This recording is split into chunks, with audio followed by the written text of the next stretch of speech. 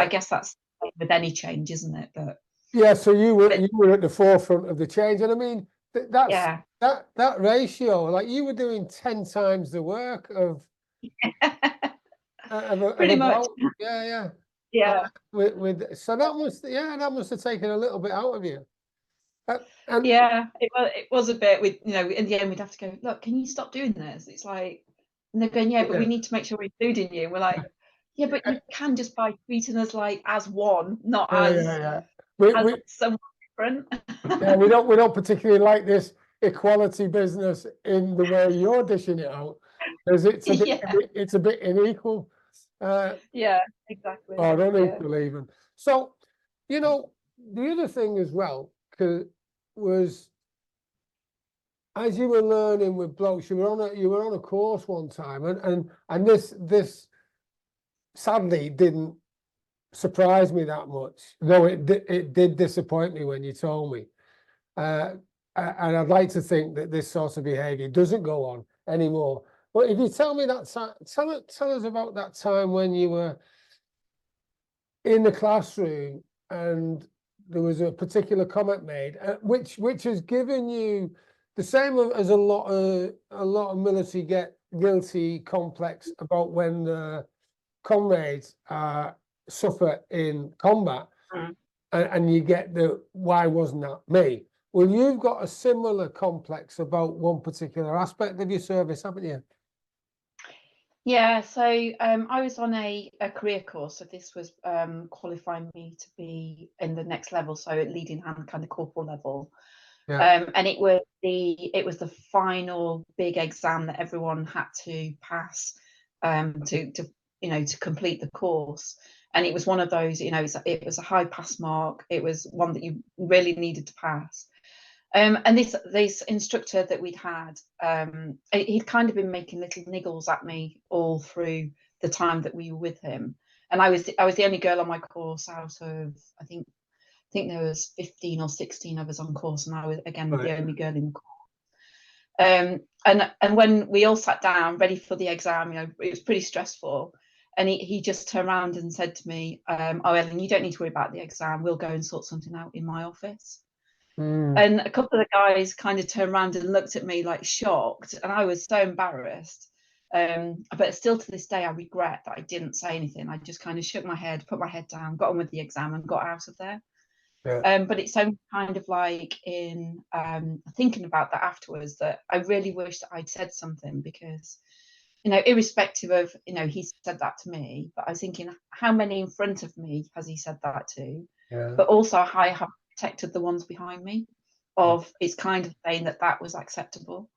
But what also disappointed me, not at the time, but as I've thought about it over the years, is I wish one of the guys had spoken up for me as well and had that allyship in the classroom. So even though they'd said to me, "Are you not going to say anything?" I was too embarrassed and too shy to say something. And I Yeah. really wish someone else had done that for me. And let's remember, I mean, that at the time you were pretty young, right? Because you were doing you going like Yeah. it's like the equivalent of a carder that I went on. Yeah. And like on my carder, how old was I? 19, right? And then if I've got a senior instructor ribbing me for something, Yeah. you're thinking it's like it's like the sergeant when I was in training. We're having a tough time, right? The ground was frozen. We were supposed to dig a trench 6 foot deep, and he comes round to me and my oppo. We got a pick and a shovel. He says, "Oh, Connor." I says, "Oh, yes, sergeant." He said, "You're having a tough time, aren't you?" And I looked at him and I thought, well, if I say yeah, I'm going to get a rollicking, and if I say Yeah. no, I'm going to get a rollicking. So I just looked at him. He said, "And I suppose you'd want some sympathy as well, wouldn't you, O'Connor?" So if I say yes, he's going to give me a rollicking, and if I say no, he's going to give me a rollicking. So I looked at him and he said, "The only place you'll find sympathy, O'Connor, is in a dictionary between SH1T and syphilis." And I thought, right, okay. Now, Yeah. and that's because I was so young, I wouldn't Yeah. ask him, because I thought I was going to go to jail or I was going to get whatever. And putting into perspective, it's always good to know if you'd have known then what you know now. So Yes, I know. Yeah. So I It's all suppose, hindsight, isn't it? I suppose what I'm saying is there's no need to beat yourself up because at the time you were a young whippersnapper, wet behind the ears, Yeah. well, I mean, you're quite right. Well, shame on him, really. Yeah. Yeah. Yeah. It was. Yeah. It's just a shame it wasn't highlighted for the person that he was. But yeah, I mean, it's high.